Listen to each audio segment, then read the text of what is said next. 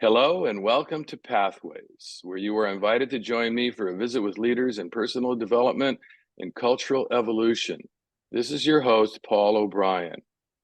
And boy, do we have a special show today. Stanislav Grof is a psychiatrist with over 60 years of experience in research of non-ordinary states of consciousness and one of the founders and chief theoreticians of transpersonal psychology. He was born in Prague, Czechoslovakia, where he also received his scientific training. He was granted honorary PhD degrees from the University of Vermont, at the Institute of Transpersonal Psychology in Palo Alto, and the World Buddhist University in Bangkok, Thailand. In 2018, he received an honorary PhD degree for psychedelic therapy and healing arts from the Institute of Integral Studies in San Francisco, California. Among other things, the book we're discussing today features an extended interview with Stan Grof, exploring in great depth the full arc of his lifelong research in his words. And today we are joined and we'll be talking with Brigitte Grof, author of the new book, Stanislav Grof, LSD Pioneer, From Pharmacology to Archetypes. Brigitte is a psychologist, psychotherapist, artist, and the wife of Stanislav Grof. She first met Stan in 1986 in Germany, and then in a month-long holotropic breathwork seminar at Esalen Institute, which led her to participate in a 3-year training with him in Switzerland. Since 1989, she has facilitated holotropic breathwork workshops and trainings. She lives with her husband Stan in Wiesbaden, Germany. Since April 2016, Stan and Brigitte Grof have been happily married. They live together in Germany and travel the inner and outer worlds in tandem. And Brigitte's artwork is inspired by her own experiences of non-ordinary states of consciousness and by shamanic art or native cultures. And I'd like to also point out that Stan had a stroke in recent years, which might affect his speaking ability in this interview, but we have both Stan and Brigitte with us. And I want to say hello to both of you and welcome to the Pathways program.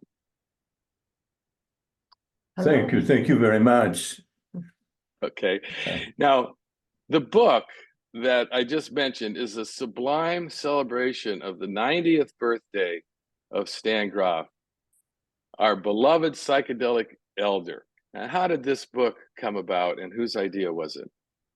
I can maybe show it so people Yes, can please. see what it looks like. Okay. Mm-hmm. And well, it came from my curiosity that one day I said to Stan, I would really like to know how you started your psychedelic research. What were your ideas, your concepts? How did you start it? And now this is like over 60 years. And how did your understanding of the psyche develop and change over this long period of time?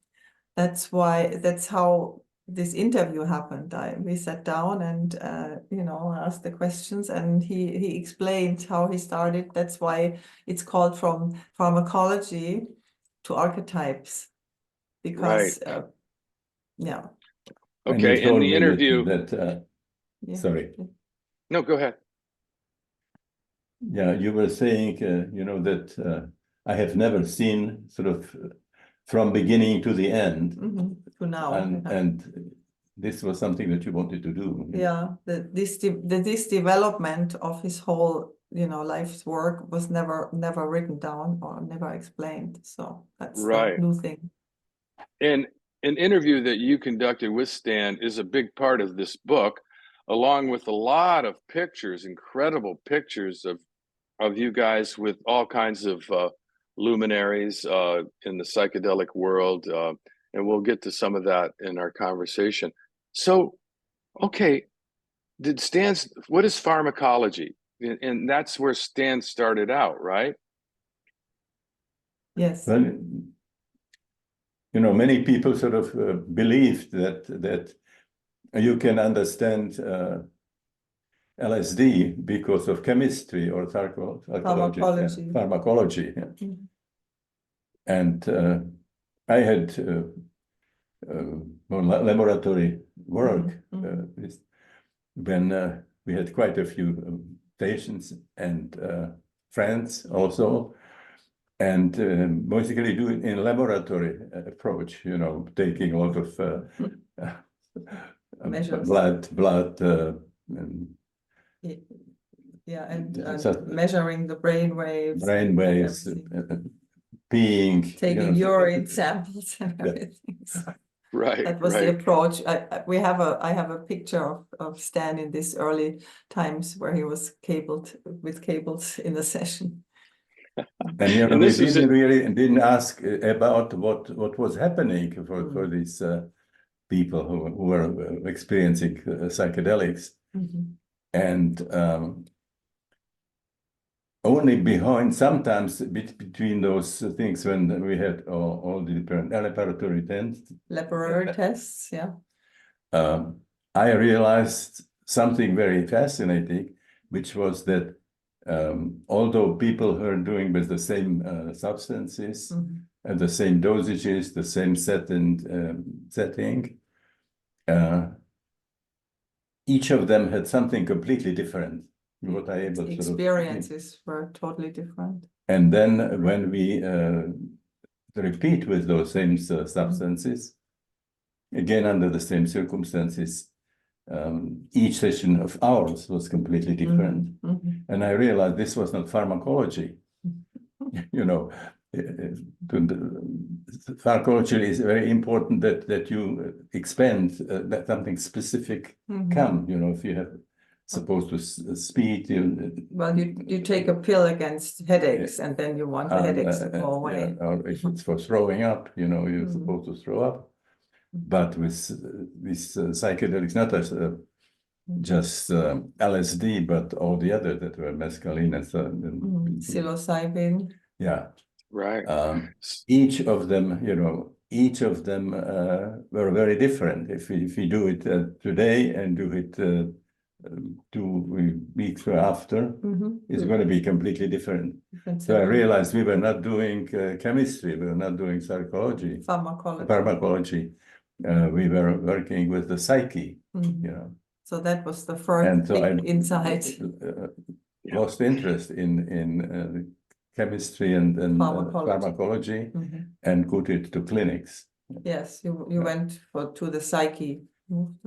Right. Well, that just you know, sheds light on the fact that this is a whole new category of substances that's not like drugs. And it's just amazing how it was called drugs and classified along with drugs that have a very specific effect, like, you know, like you said, like heroin, or like something like heroin or something like that, where you know what's going to happen. Pharmacologically, you know what's going to happen if you take this drug. If you take an aspirin, you know what's going to happen. But with psychedelics, you never know what's going to happen. So this kind of propelled you to become more and more like a psychologist, right? Where you're examining the consciousness of humans. And you know, I want to ask you about your relationship with Dr. Albert Hofmann, because he's the one who discovered LSD, and he at one point called Stan the godfather of LSD. What was your relationship like with him? We had a wonderful time. Yeah, he was a very special man. I see him, of course, quite a few times. You know, he was going to Esalen, to California. We brought him also to another psychology. This was in near San Francisco, and then I was going at the time when we were having in Basel, in Switzerland, and we are also going to their house, and we were there actually the last time before he died 4 weeks. At that time, still there was a psychiatry, and he wanted to present it, but didn't feel well, and so he brought us to his house, which we loved that, and it was together with Hans Rudi Giger and and Carmen, his wife, and had a very wonderful time with it. And he talked very much of the fact that he believed that his what we call the children LSD and psilocybin that could be integrated into society, you know, very much what was happening in Greece. The Aloysian mysteries. Mysteries. Yeah. And okay. So actually, when you speak about Albert Hofmann, the second part of the book is, besides the interview, is the foreword that Stan wrote for Albert Hofmann's book LSD, My Problem Child. So this explains everything about LSD and Albert Hofmann, and that's the combination. I combined these two, the interview and that foreword in the book. So this is also in there.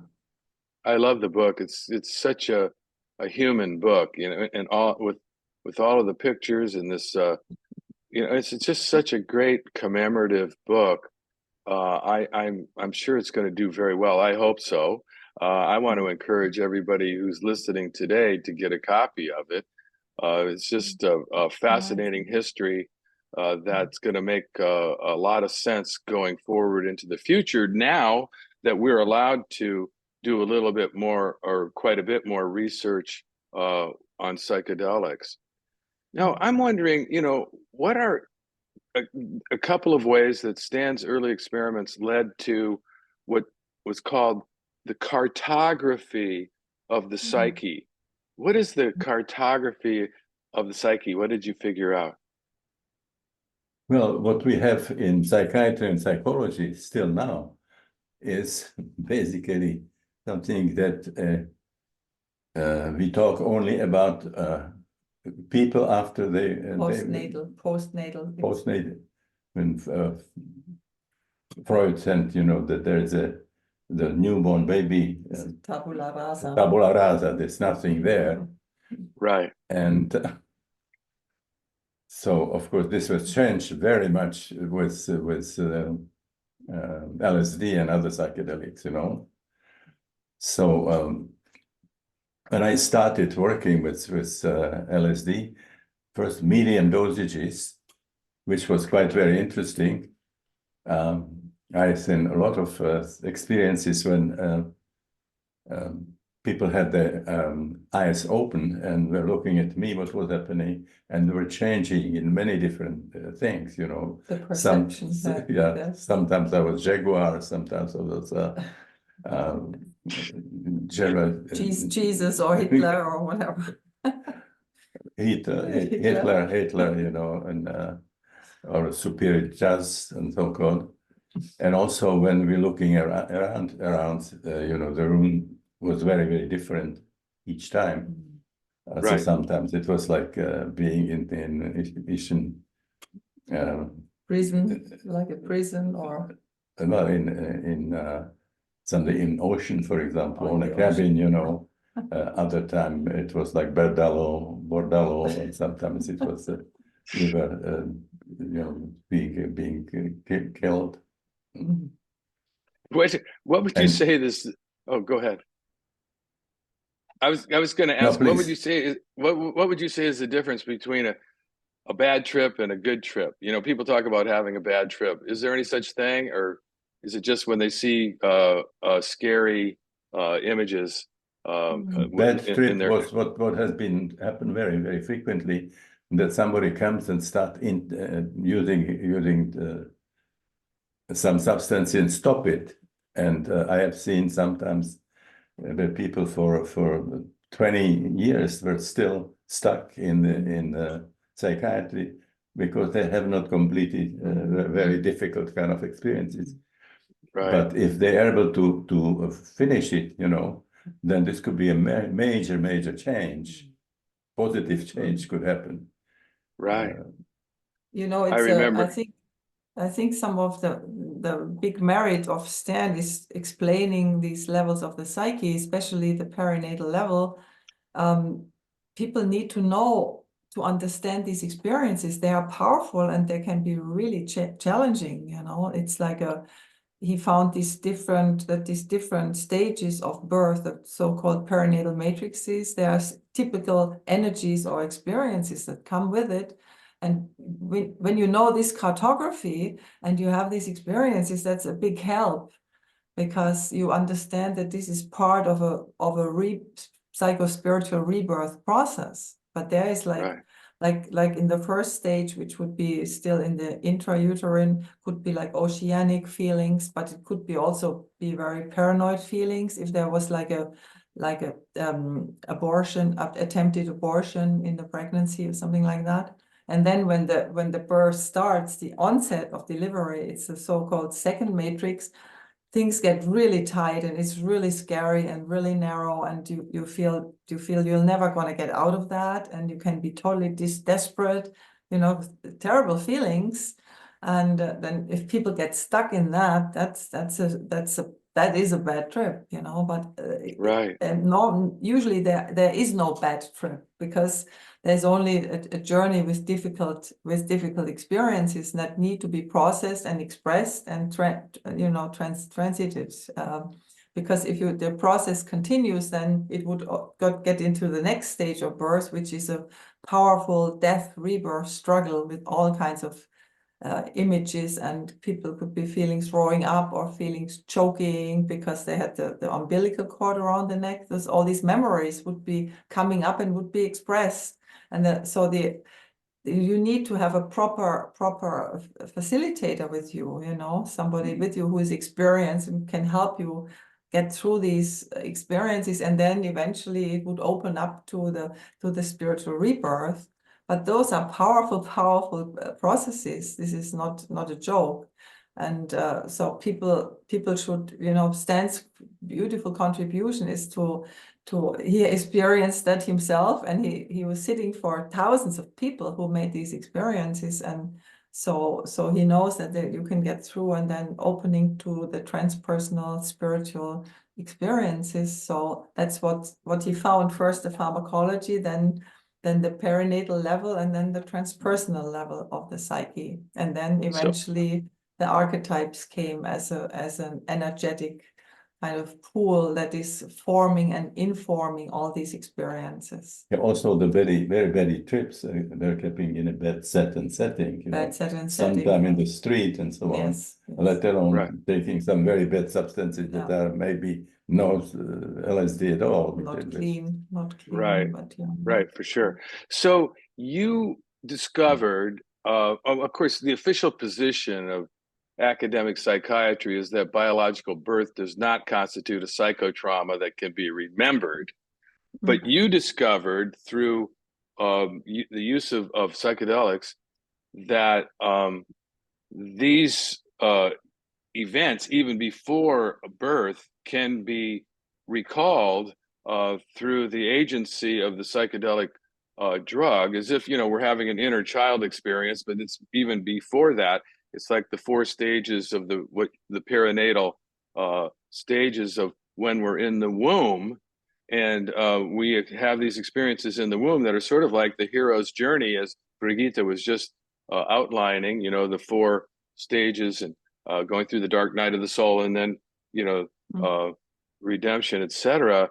I'm just wondering, how did you discover that? Was it through an LSD experience of your own, where you had these memories of life in the womb? But it was a combination, with many patients. Sometimes I was doing for many experiences 2 days, started in the morning and ended up in the evening, 2 sessions, in between. For 2 sessions. So many patients, but then I was also doing it myself at the same time. Okay. I said to Stan, having these experiences, but now we are lucky we can kind of remember that, this is what Stan was writing in the Psychonaut books, especially. Right. So you can have a frame of reference. So I said to him, how could you have that courage, did not know nothing about the substance, and people felt they're dying. I mean, super convincingly, you know, that they want to say, this is not a trip anymore. Call the ambulance. I'm dying, you know, and or they feel like they would go crazy. And I said, how did you have the courage to go there without knowing the outcome, you know? And then he said, exactly. I was so curious. Right. Well, I am too. I mean, it's amazing. So I have, you know, myself not only experienced this birth, but the prenatal, actually conception, you know, and then going way back through the universe, you know, before even Big Bang. existed human people, you know, human life. And you know, the reliving of the perinatal is not just like reliving your birth or pregnancy. It's like first of all, first time fully expressing these emotions that are stored in the system. But it's also about death and birth, and it's also mixing into the like a gateway into the spiritual level, you know. It's not just like a physical reliving. It's really opening. It's like an interface, though. The perinatal level is an interface between the biography of a person and the spiritual opening. So you know, it expanded enormously from the being born, from Freud all the way to Big Bang, you know, the whole universe. Right. Anything that happened in the universe we can experience in non-ordinary experiences. And actually some people can experience it spontaneously without anything. And I guess they call it psychosis, you know. What makes it really convincing is, like Jung said, you know, we have all of these archetypes in the collective unconscious, and they show up, you know, different people, different stages, etc. It's like it's not just some freak. They have some kind of archetypal reality that transcends the individual, and I'm sure you notice that with your thousands of clients. I can't believe that we're just about out of time here, and I'm wondering, you know, I know we could talk for such a long time, and it's such a short show, and I'm sorry for that. But do you think everybody should take LSD? You know, back in the '60s when I was growing up, you know, it was tune on, turn on, drop out for everybody. You know, Timothy Leary espoused it for everybody. But do you think that's a good idea? Do you think it would be good for everybody? Well, I don't think so, you know.